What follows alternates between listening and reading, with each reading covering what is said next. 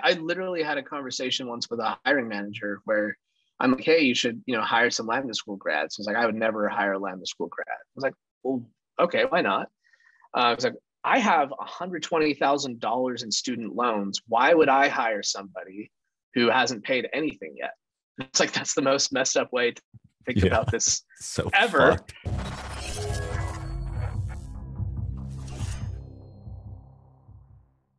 What's up, guys? It's Justin, and welcome back to the podcast. Today, my guest is Austen Allred, founder and CEO of Lambda School, which is the education company that trains people to be programmers and get careers in tech. And I've been a fan of Austen's for a long time, ever since I went through Y-Combinator. Love the mission of Lambda School. Ever since my youngest brother went through a boot camp back in 2012 and really changed his direction, became a programmer. I love the way that Lambda School aligns incentives with their customers, the students, by charging only through income share agreements. And here's my conversation with Austen. I hope you guys enjoy it. I'll see you soon. Austen, thanks for coming on. It's good to see you, man. Dude, it's good to see you. Thanks for having me. Awesome. Well, I want to just dive right into it. Maybe we can start with a brief intro of Lambda School for the audience. Like, what is Lambda School and why should it exist? Yeah, so at Lambda School, we train people to be software engineers and data scientists. It's all online, but we do it in a unique way. So we don't charge any tuition up front, and instead we charge a percentage of your income if and only if you get hired. So the reason that should exist is, the average school walks away with more than 50% of student tuition going toward people who are unsuccessful. And it makes it really difficult and scary for people to, take risks and to try new things. And, Lambda School, we think it's fair for a school to tie its own incentives to the incentives of a student. And, if it doesn't work out for a student, we lose money. So we act differently as a result of that. And like, how did you get in the position where you ended up starting Lambda School? Like, how did you before you even thought about building anything, like, how did you get the position where you were a builder? Oh man. I mean, yeah, I've always been kind of building stuff. The reason Lambda School exists, I had started another company that totally failed. And like, it was, we were raising another round of funding, and on December 23rd, this billionaire who's going to lead our round had his assistant call me and be like, yeah, actually we're bailing. And this was like, it's like documents were signed, right? Like, people bail on investments all the time, but usually not at that stage. Like, we're literally just waiting for a wire. And technically we could have like tried to find a way to sue him or something, but it's just like, what do you do? Right? Like, yeah. If you don't send a wire at that point, the investment's not done. Yeah. So I had to call my entire team and lay everybody off on December 23rd, which was like super sucked. And then, so I was like crushed personally, and I was trying to figure out what was next. And the first thing I did was I'd been writing a bunch of blog posts about user acquisition and marketing and stuff like that. And so I put those together and said, all right, I'm going to turn this into a book now. If you want to read the next, 8 unwritten chapters of this book that doesn't exist yet, you can buy the book. And I sold like $50,000 worth overnight. So that helped me crawl out of debt. Wait, how did you sell $50,000? How did you sell $50,000 worth in one night? I mean, like that, the entire book was about like, here are marketing tactics that work, right? And so I literally spent a month just like, all right, I'm going to put everything in place that I would recommend to someone who's trying to figure out how to get users. I'm going to, give away free chapters, and those went to the top of Hacker News and Reddit.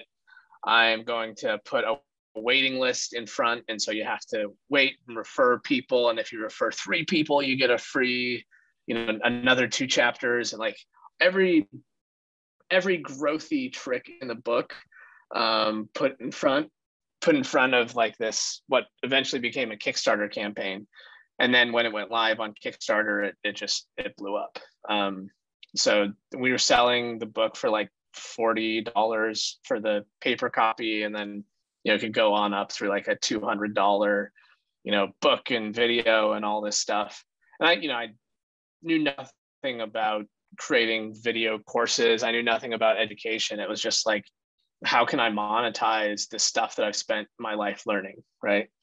And it did really well. In retrospect, that was, I went from, I was trying to save before that like $1,000 a month to try to crawl out of debt, and then all of a sudden overnight it's gone.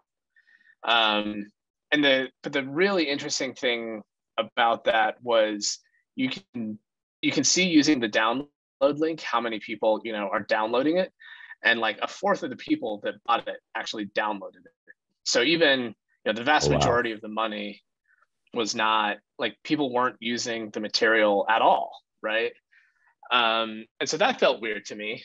And then I was talking with my buddy and I was like, hey, like, let's put together a programming course, because the two things I'm good at are user acquisition and programming. So let's teach people Haskell, which is like an esoteric programming language that nobody uses, but we loved. And so we did that, and it was going okay. But then it was like, the reason these people are buying these courses is because they're trying to better themselves, right? They're trying to actually like create a better life.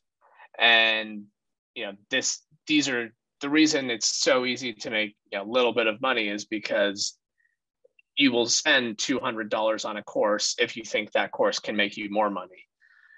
And there's probably a way to both be like more aligned in that. Like, it really bothered me that so many people were buying the course and never touching it. And the other thing that felt weird to me was like, Haskell was like it's a programming language for people who are like really advanced at programming. So they didn't, have to care about money or, career success really.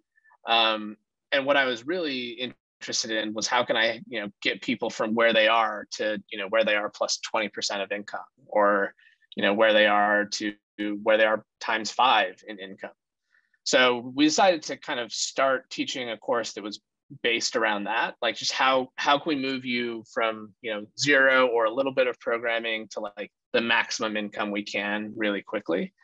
And so we started doing that, and we were charging up front for it. But pretty quickly, the idea became like, what if we could actually tie our success to our students' success?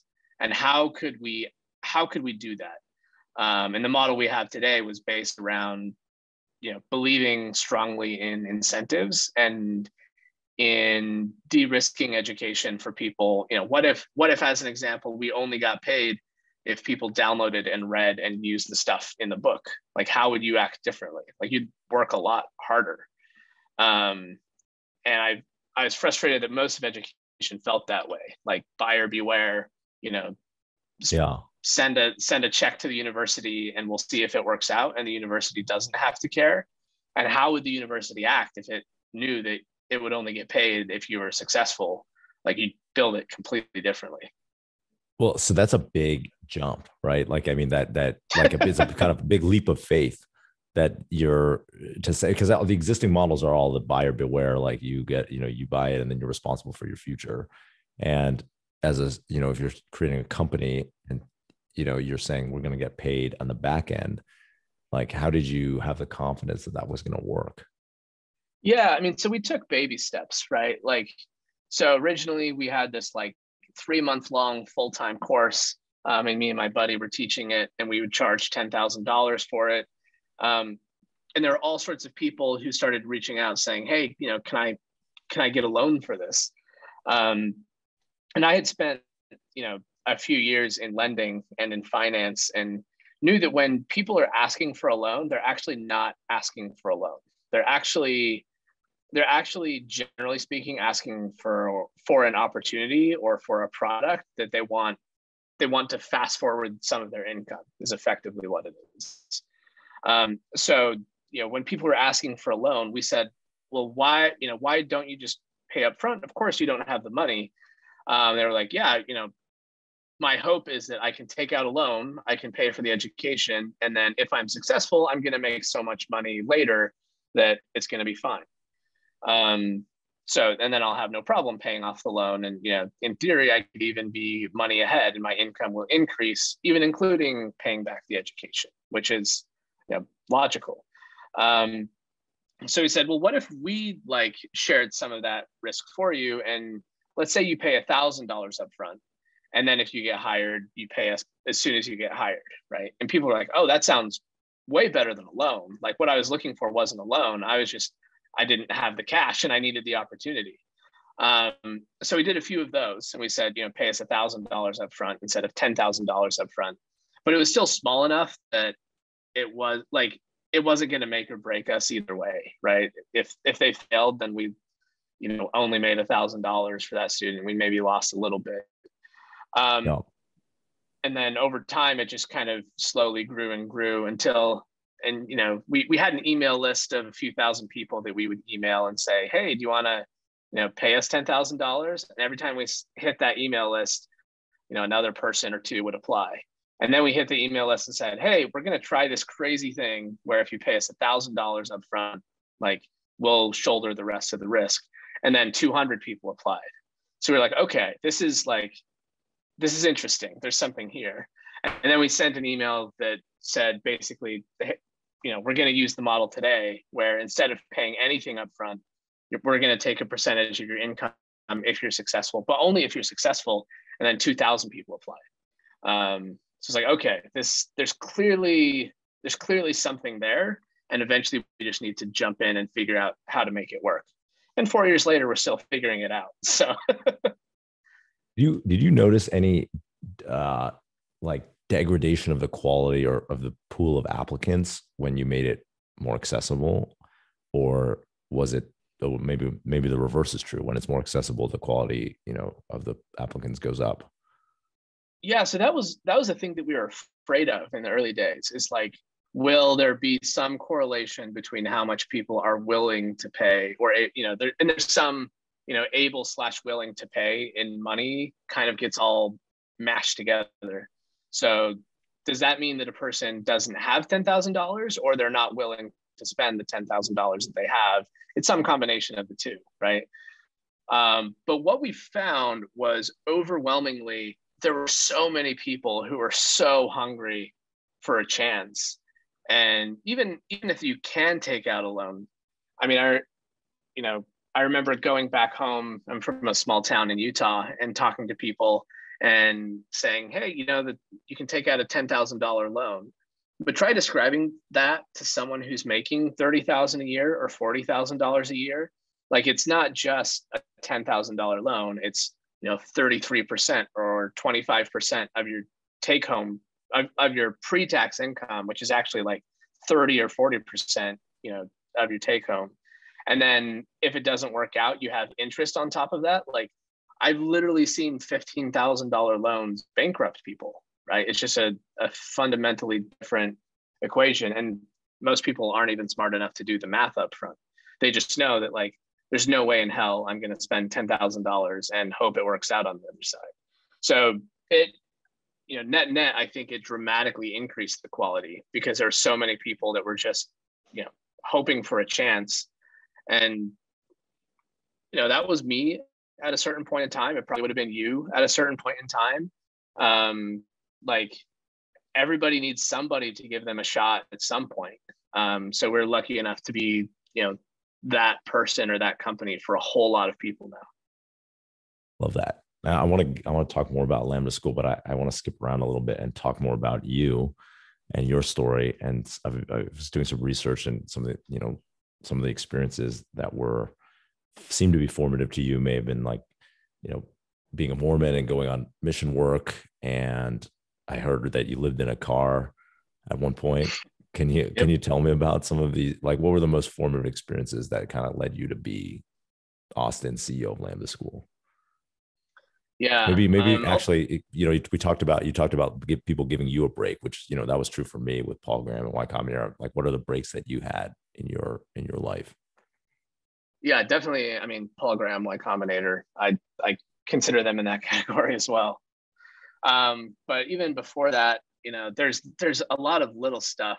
Like, when I was 12, there's this company that used to be called Novell. I don't know if you've ever heard of it. It was like, Yeah, I remember it.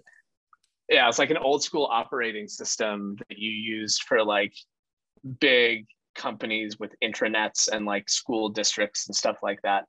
So they were nearby, and one of the guys that worked at Novell stayed after work and like taught. I don't even know how I found out about this, but it taught a bunch of 11, 12-year-old kids HTML, which at the time was basically all the internet was. Like, Yeah. the internet was just like HTML files. And that opened up a completely new world for me. I think I learned about, my grandma worked at Novell as like a technical writer. And it's like, yeah, bring your grandson to learn HTML.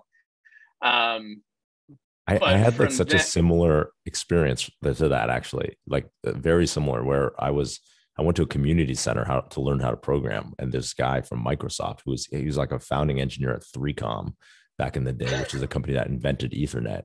He's like super rich. Yeah. He was working at Microsoft, and he just was volunteering to teach Visual Basic at this community center. And that's how I learned how to program. Yeah. It's one of those, like, in retrospect, that guy did not need to be there. Like, there's zero. And I remember, like, he bought us pizza, and I was like, this is the single nicest man alive. But yeah, it was old school HTML, right? So it was like, turn the text yellow and like make it blink. And you're like, oh my gosh, I'm a wizard. But yeah, that was like a super formative experience. And coming from a small town, I basically grew up online. Like, I grew up more online than I did in high school, more online than with my friends. Like, I grew up on the internet. And I wonder all the time, like, what if that hadn't happened? I would have been 10 years later before I started dabbling in any of this stuff. Or maybe not, I don't know. But yeah. So I was definitely one. There is another, like, and yeah, I'll fast forward a little bit. And then certainly, I grew up in a Mormon family and served a Mormon mission.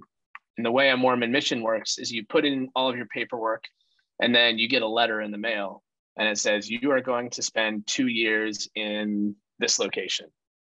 And so you don't know when you're opening the mail if it's going to be Idaho or Zimbabwe, or in my case, it was Eastern Ukraine. So kind of along the border of Russia. And it's like, all right, you're going to Donetsk, and I didn't know how to say Donetsk at the time. You're going to Donetsk, Ukraine, and you're speaking Russian for 2 years. And so you just like pack your bags and go. And you learn Russian. They have a missionary training center, which is probably the best language learning institution in the world. You do a few months there, and then they ship you off, and you show up in Ukraine, and you're living with your companion, and learning to speak Russian on the fly, and learning to discipline yourself on the fly. The life of a missionary is very, very regimented, very, very, like, you schedule every minute, you set goals religiously. Basically, 7 Habits for Highly Effective People is, if you took the Mormon missionary guidebook and rules and all of that and like extracted the religion out, that's what 7 Habits was. That's how 7 Habits basically came to be. So yeah, it was. It was based on the Mormon mission. Yeah, Stephen Covey's a Mormon. He's a Mormon mission president, and basically said, let's take what we've been teaching 19-year-olds in the mission and kind of secularize it. Wow. But yeah, for 100 different reasons, that was an incredible experience. I guess it taught you, like, I remember I had a friend in college who did this, and he left, right? Like, while he did like half a semester, like the freshman year, and then he left for like 2 years and came back. And it blew my mind that you could just go somewhere random, basically. He had no idea where, and then learn the language. I think he went to somewhere in South America or Central America or South America. Maybe he went to Mexico or something. But and then just that you would do that, put your life on hold and do it. But it seemed like a very empowering experience for him, where he just like really learned to be, him, like, confident himself, like really work super hard, and you seem to really get a lot out of it. Yeah. I mean, when I was in high school and stuff, I was one of those kids who would skip 3/4 of the classes and still get A's, and just like, frankly, I was riding on talent for almost everything I did. And I never had to really work hard, like not really. And then for me, there are a few big lessons I learned on the mission. The first was how to really work hard. I mean, your schedule is regimented. Like, you're out the door at 11 a.m. every day, and you are either doing service projects or trying to talk to people in the streets or knocking on doors until 9 p.m. every day. You have an hour break for lunch at 4, but it's like 12 straight hours of just grind. And, there are months that go by without, any success. And in Ukraine, it was like, you could go months without anybody wanting to talk to you, or anybody like wanting to hear what you have to say, or like, I mean, frankly, most people hating you, right? Like, they saw you as a foreigner trying to invade their space.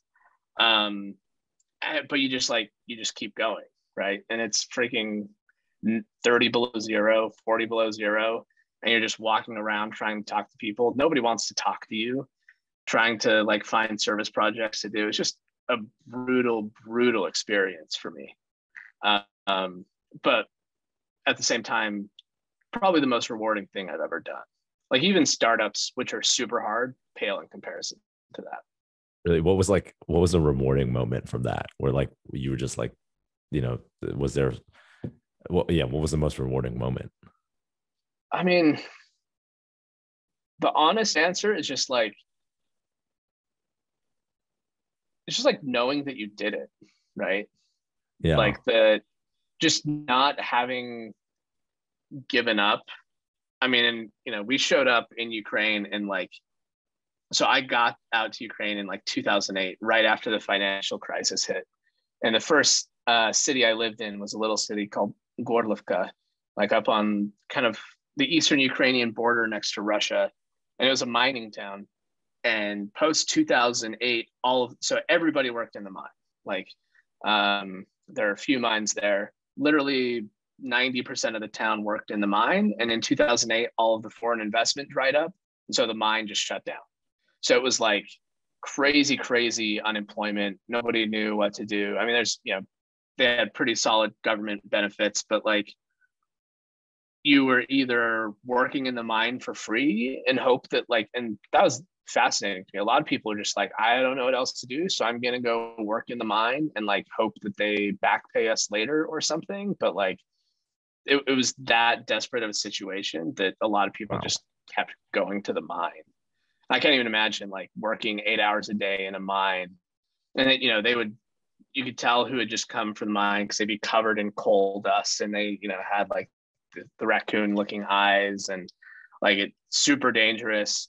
And people are just so desperate for anything at that time. I mean, it's hard to remember now, but like, that was right at, the entire world was in like economic free fall, and being in Eastern Ukraine, even more so. But yeah, it's just, you grew up super fast.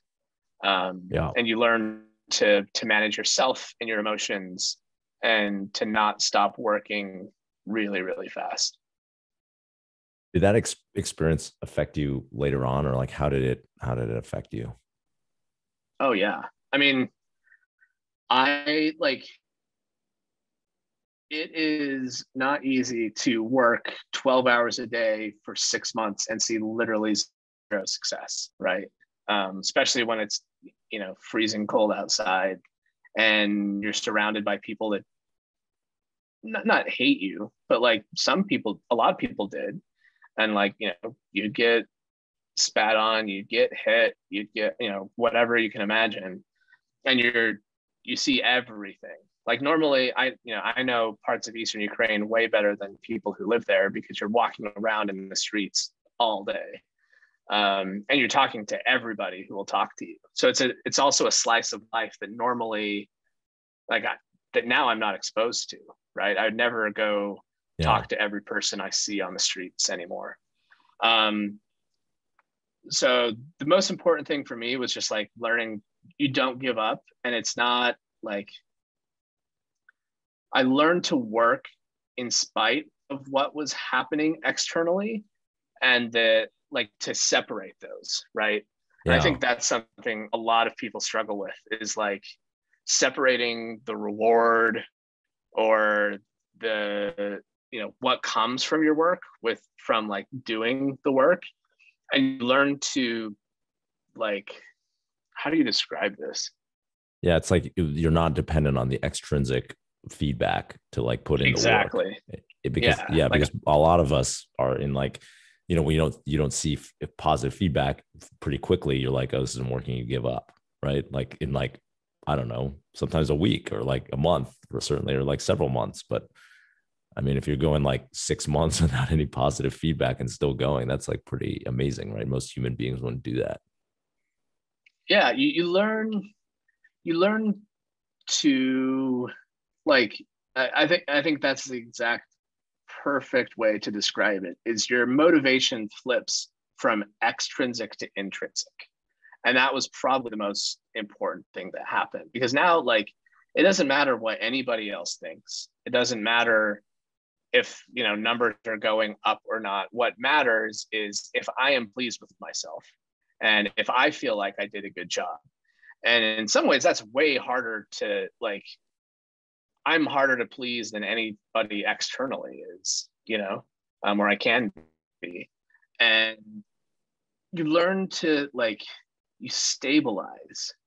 You learn to not be, because the extrinsic rewards will fluctuate wildly, and something you have zero control over in many instances, right? Like I'm sure you noticed that in startups, that like how hard you work as a founder is not directly correlated to how much money you make at all.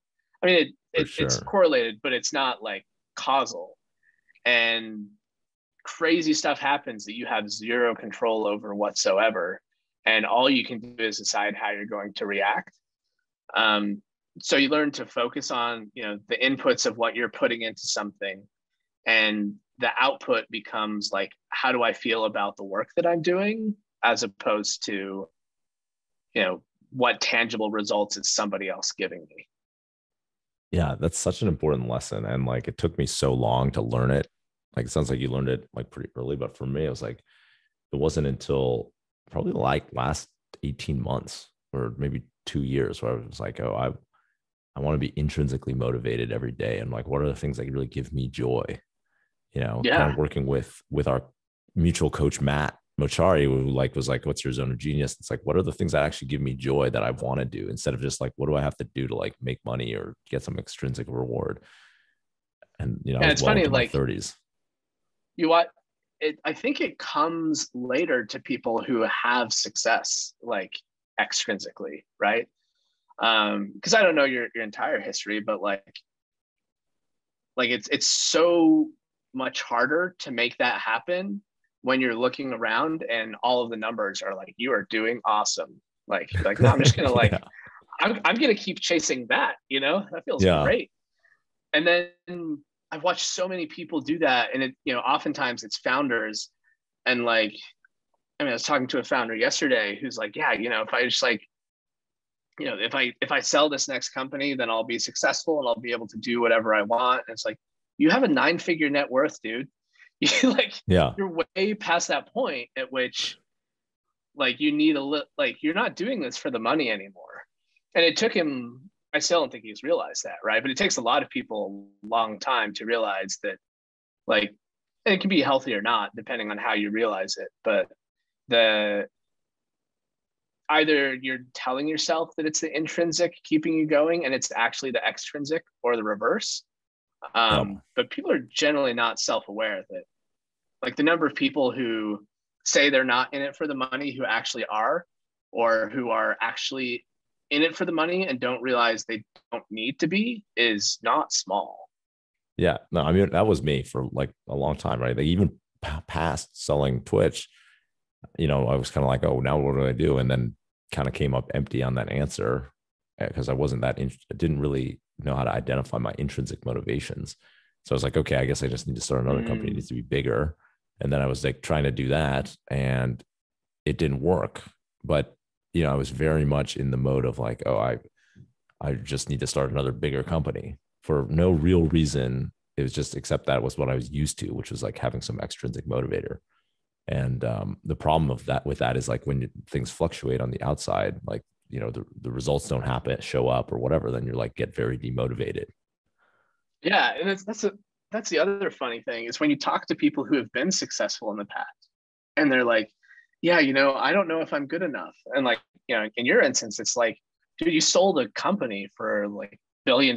Like that's like the best extrinsic Yeah, point possible outcome you could ever look for, right? Like, and you know, but funnily, you know, of course, you don't tie your self-worth to that. You tie your self-worth to whatever's happening right now, and that can fluctuate. And until you learn to like unattach from that extrinsic motivation, you're always just like driven with the wind, you know? Yeah. Yeah. And I got to see from the outside, you kind of realize that a little bit. Like I didn't know that was happening. But after I heard you talk about it, I was like, I'm so happy for Justin that he's like able to disassociate his personal self-worth from the worth of his companies, because that's hard to do for founders. It took a long time. Like it took a long time, you know, it's like well into my 30s, like I said before, it really clicked for me. And I had to do a lot of work to get there, you know, with just identifying, you know, kind of almost like the daily intrinsic things that made me happy or that was meaningful, that were meaningful to me, that weren't the extrinsic things. Yeah, and awesome. I say that like I know how to do that. I don't, but I can speak about it in theory. Well, okay, let's talk about some of that. One of the things I wanted to talk about was, you know, going back to Lambda School, you guys have touched a huge number of people. Like, can you give like a high level, like how the impact that you've had in the last 4 years? Yeah, I mean, more than 2,000 people have been hired as a result of what we've done. Cool. And, you know, you're just getting started. I think that's like incredible. And when I first heard about Lambda School, I was like, this is genius. It's like aligns incentives. You know, the economist in me was like, really like, yeah, that's great. But I really loved your mission. I think I asked you to invest, but then you wouldn't let me because you were too full, which I understand. Which in retrospect, I should have I didn't realize that you can. This is another thing. I didn't realize you can just do what you want, and like, like I thought I was like, oh no, these are the rules. Like, you know, we raised that round and that round is closed. No, I could have just let you in. Anyway, I should have. Well, so apologies. It's all good. But it's all good. I'm still a huge fan, and like I think the personal connection is that my youngest brother went through a boot camp before Lambda School existed called Dev Boot Camp. And I put up the $12,000, you know, he didn't have it. I put it up. Yeah. And my brother moved out of his apartment in San Francisco, out of our mutual apartment, my middle brother, Dan, the Cruise co-founder, so that Damien could have somewhere to live. And he went to this boot camp, and he went from making, I don't even know what he was, like a Kaplan instructor, to like being getting his first job, which he was getting paid $90,000. This is 2012 as a first year boot camp programmer, right? Immediately. And I was like, that is like, I thought he was getting overpaid at that point. Yeah, but it was very life-changing for him. Today, you know, 10 years later, he's, you know, a programmer, and like he's started companies. He's had this life-changing opportunity. So when I heard about what you were doing, I was like, that is, you know, I've been a huge supporter of this whole industry, but specifically the way that you've aligned incentives. And one of the things I've noticed one of the things I've noticed is that not everyone thinks Lambda School is a good idea, which like blows my fucking mind. Like every time I read, you know, and I wanted to talk about that because it's kind of like how that's possible and why, and like what you think of it is like something that I wanted to learn and to explore. You know, there've been controversy, you know, Lambda, it feels like the press is constantly trying to dig up like some sort of like Lambda School scandal or controversy, where I think there was like there was maybe disparity between like percent, like how many people were being graduated with and finding jobs that you Yeah, I can claim explain versus that. maybe, yeah. Yeah. So it took me like a while. I was just like, why? I mean, I'm looking at the outcome of Lambda School, right? And last I checked, it was north of $100 million per year that our grads are earning as a result of Lambda School that they weren't earning before, right? And it's just like, Yeah. and I mean, we've spent, first of all, Lambda has not been profitable since we started, risk sharing. So Yeah. we're losing money. And like if Lambda School is a scam, it is by far the best scam that has ever existed. So it took me a really long time to figure out why people were fighting us so hard. I was like, what is like, isn't what we're doing like just an inarguably good thing? Like, this is crazy. And certainly you can find examples of people who attended Lambda School and weren't successful, but they don't pay us anything. And you can find there's $1.7 trillion in outstanding student loans. The time it really clicked for me is when there was a school in California that it spent $170 million in taxpayer money and graduated like 12 people total. And the guy who ran that school was attacking me as being like a scam. And I was like, dude, you turned $170 million into vapor and like you're going after me. And he was like, but you're not aligned with the community the way that we are. And I was like, what are you talking about? Like, I'm way more aligned with the community. It's like, well, you're a for-profit. I was like, oh, that like for some people, education and for-profit, when you put them together, is just by definition bad. And education and nonprofit, when you put them together, are by definition good. And like that makes sense to me. Like I obviously I don't agree with that line of thinking, but then you kind of pile on top of that, the fact that half of Lambda School students don't have a degree, and we say it's possible to be successful without a degree. People feel very threatened by that. Right. And then like all the people who invested in their degrees, and like there's kind of this whole elite establishment of like degrees are the most important thing. And like, we need to provide more college access instead of finding like other ways of, that people can be trained in the world. Yeah. I mean, I literally had a conversation once with a hiring manager where I'm like, hey, you should, hire some Lambda School grads. He's like, I would never hire a Lambda School grad. I was like, well, okay, why not? I was like, I have $120,000 in student loans. Why would I hire somebody who hasn't paid anything yet? It's like, that's the most messed up way to think about this so ever. Fucked. But it's super personal, right? And if I spent 4 years and a whole lot of money and I'm still making payments and I feel like the world should be equitable, then Lambda School is going against that, which I don't think that is happening consciously as often as it's happening subconsciously. But not everybody believes that the world is not zero sum.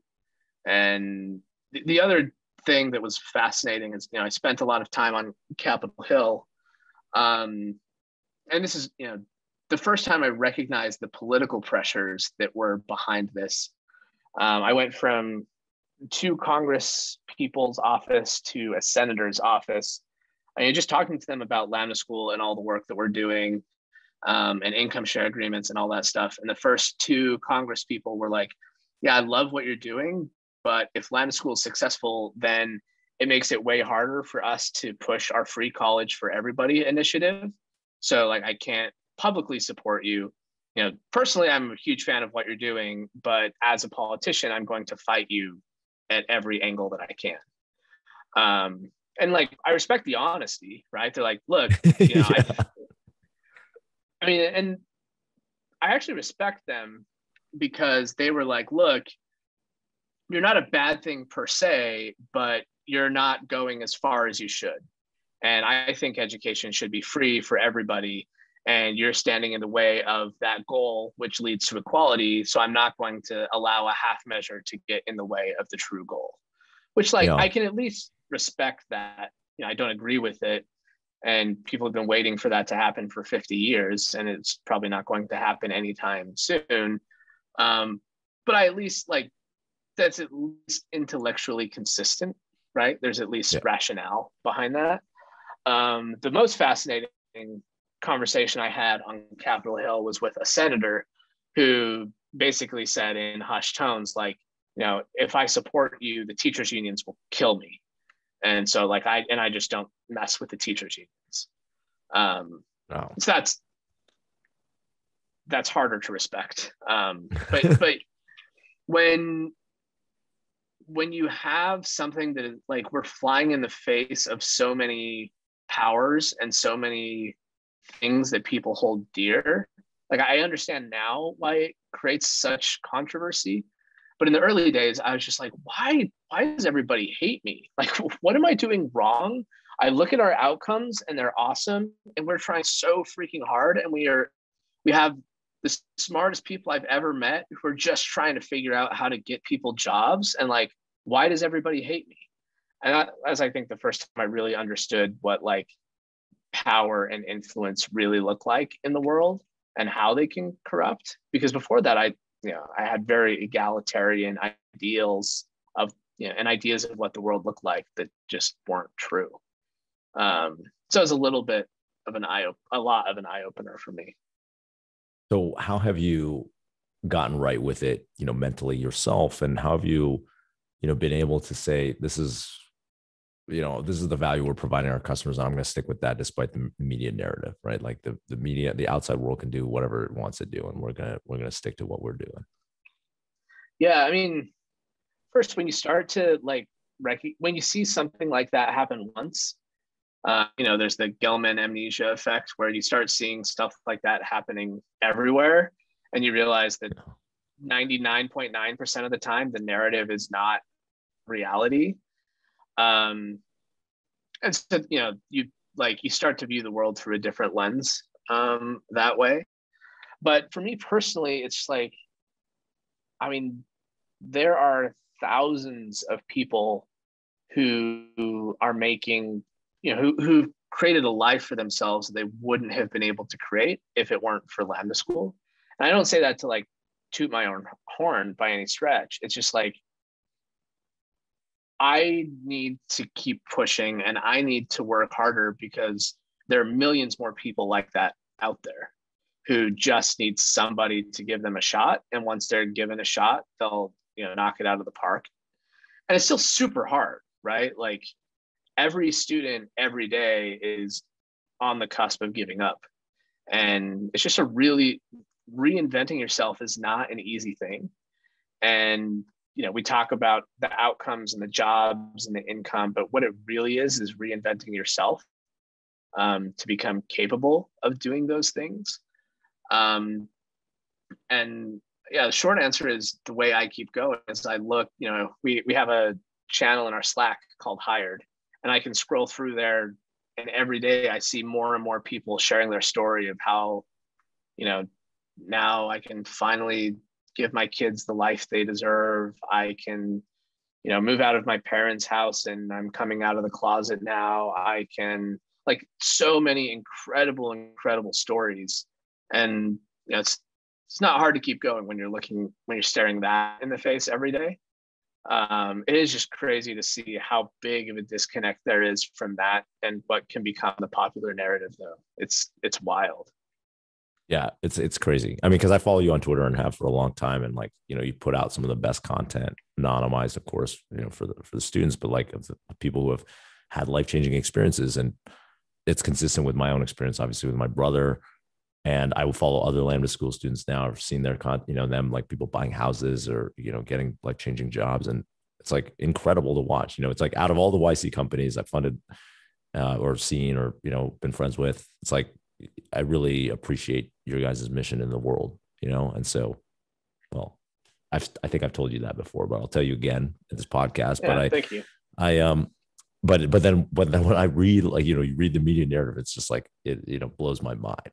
It completely blows my mind. And I guess what you've said is like, I get it. It's kind of like people have their worldview, and like there's some axiomatic beliefs that some people hold that, very entrenched from kind of the way our society is structured today. But it's not right.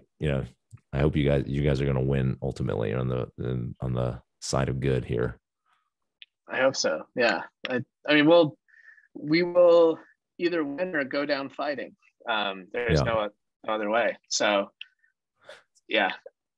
So how do you scale Lambda School? What's I mean, one of the things I think you've been really good at is building growth, and like, at least for the people who are following you, on Twitter and on social media, and like kind of and everything you put out, you've been really good at saying, like, showcasing how the Lambda School can help people. And I think that's contributed a lot to your growth. That would be my outside view. I'm not sure if that's true or not. Like, how do you, I'm curious about, like, to talk about that a little bit. Like, how do you think Lambda School grows 10X, and maybe talk a little bit about the importance of building hype and when you're building a startup, and telling the world what you're doing. Yeah. So the way Lambda School scales is, the way I describe it to people is, if you're hiring for a software engineer, or, pick your high paying job, right? And a lot of our students, not many people realize this, the vast majority of our students are not in San Francisco or New York. They're elsewhere. They're in middle America, or they're, all over, basically maps the population. So if I'm talking to a couple weeks ago, I was in, where was I? I've been in did like a Tennessee tour. So I was in Chattanooga and Nashville. So if you show up to a company in Nashville, Tennessee, and they're hiring software engineers like crazy, because everybody's hiring software engineers, it's what's powering the modern economy. And I say, how many software engineers would you hire if I could have a qualified, junior engineer show up at this location, and they were good? How many would you hire? And the number is like orders of magnitude higher than the number of like open jobs, because most people have given up hiring, or they have one job post and they're hiring for 50 people. But then if you kind of put a pin in that spot and draw like a 30-40 mile radius around that, and say how many people are capable of doing that job with the right training and instruction, it's even more than the number of job openings, right? So that alone, just doing that, gets you to where you're training. And if you do that in not only Nashville, but if you do that in Mumbai, and you do that in Russia, and you do that everywhere else, like, you get to millions of students a year really quickly.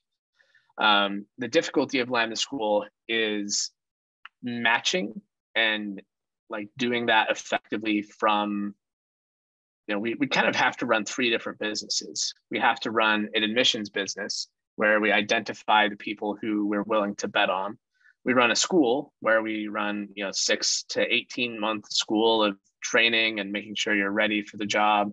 And then we run a placement agency where we help you, know how to get the job. We match you with the company on the other side. So there are a million little things involved in all of that. And it's just really starting to work like all as one cohesive unit, to where, I know that this student is likely going to be hired making X in Y location. Getting that all to map through is really difficult. But when that's working, then it's just a matter of let's go from just software in the US to let's do this overseas.